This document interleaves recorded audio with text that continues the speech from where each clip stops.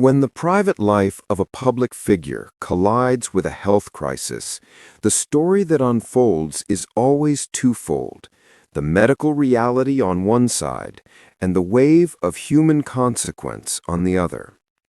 In this fictionalized portrayal, a routine checkup becomes a turning point when Mark Consuelos receives a diagnosis that deeply shakes his family.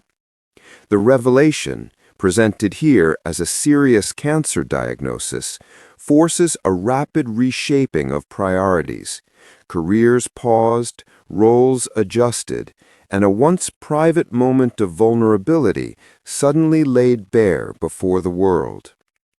This is not an attempt to sensationalize pain, but rather an exploration of the emotional, logistical, and ethical terrain that arises when illness intersects with fame.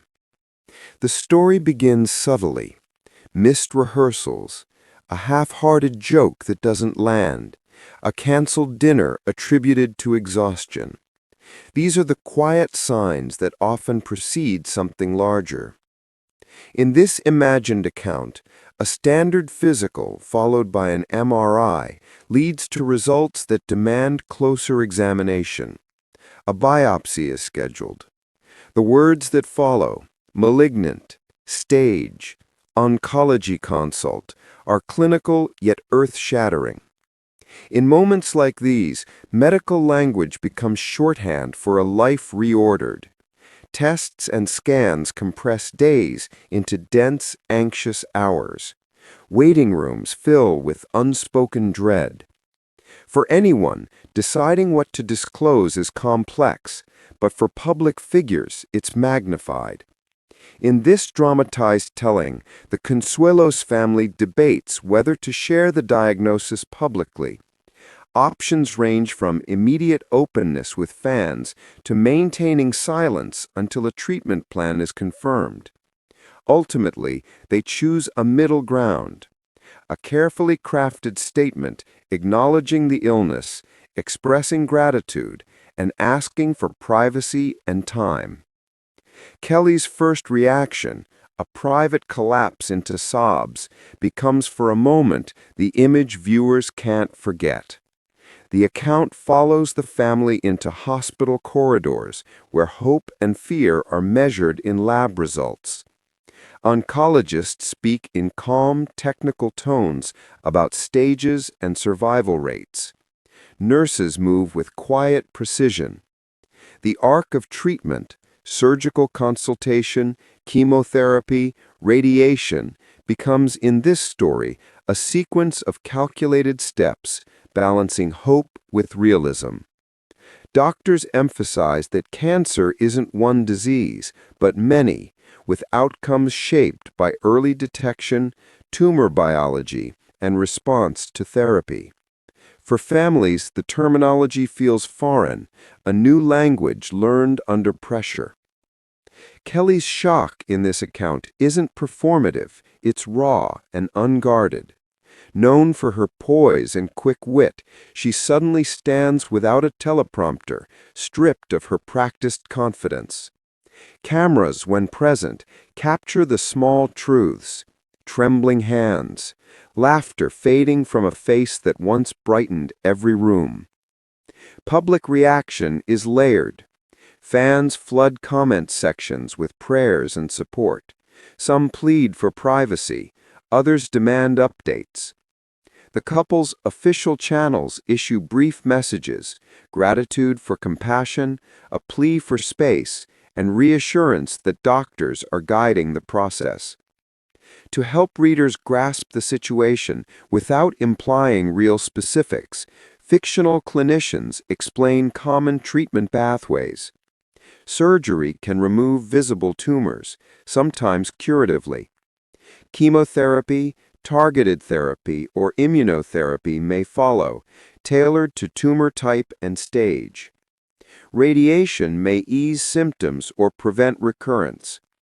Palliative care, far from meaning surrender, focuses on quality of life alongside active treatment.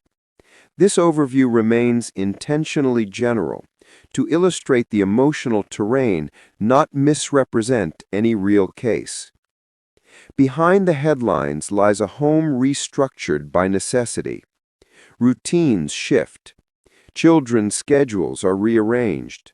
Friends step in. A neighbor drives a teenager to soccer practice. A bedtime story happens over a video call. The kitchen table turns into a command post for medical charts and Caregiving emerges appointments. as its own quiet act of devotion. Ironing a favorite shirt, tracking medications, learning to clean a port line. The unseen labor of love the evening news rarely shows. The narrative pauses to reflect on journalism ethics when covering health issues of public figures. Responsible outlets verify facts, honor privacy, and avoid speculation. Others chase clicks through rumor. In this account, a reputable publication refuses intrusive photos, instead publishing an informed explainer on diagnosis and the emotional costs of public curiosity. The family publicly thanks those who respected boundaries and gently rebukes those who did not. Television, after all, is a community. Colleagues rally with genuine care. Producers adjust schedules. Hosts step in to cover segments. Staff coordinate meal deliveries. This support highlights how public life, for all its exposure, can still foster networks of compassion in crisis. Yet the piece reminds readers, fame doesn't shield anyone from loneliness. Even with ample support, the isolation of scrutiny can weigh heavily. True kindness, then, means offering help and respecting privacy. A cancer diagnosis often triggers profound reflection. What truly matters? How should time be spent when it suddenly feels finite? In this dramatized story, the Consuelos family shares open, late-night conversations about care, legacy, and meaning. These moments are deeply personal, yet universally human, reminders that even celebrities face the same questions of mortality as anyone else. Social media becomes both sanctuary and storm. Hashtags surge, candle emojis fill feeds, but misinformation spreads just as fast. The family's communications team issues measured updates to counter rumors and maintain control without exhausting emotional reserves. Cancer care rarely fits into a single chapter.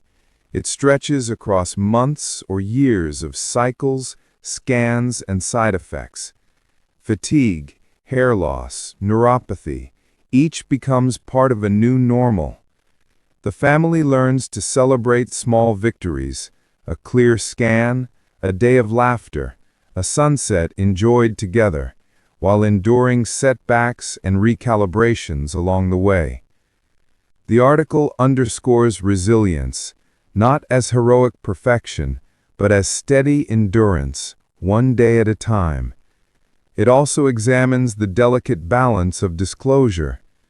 Public figures may share to raise awareness or maintain honesty with fans, while withholding to protect loved ones or preserve peace. In this version, Mark and Kelly choose mindful transparency, a single public acknowledgement followed by rare updates. Supporters respond with empathy, organizing small gestures, community meals, or quiet visits. The narrative contrasts grand public tributes with the private acts that sustain life. Folded laundry, a text at midnight, a silent companion in a hospital chair. From this imagined account emerge several truths. Public figures deserve dignity in illness. Caregiving is sacred, demanding work. And journalism must serve empathy over spectacle. The story ends not with a cure, but with a twilight scene. Family gathered around a small table, sharing dinner in fragile peace. There are no grand resolutions, only the ongoing rhythm of care, the humor that sneaks into dark days, and a watching world, learning, perhaps, to witness with tenderness instead of intrusion.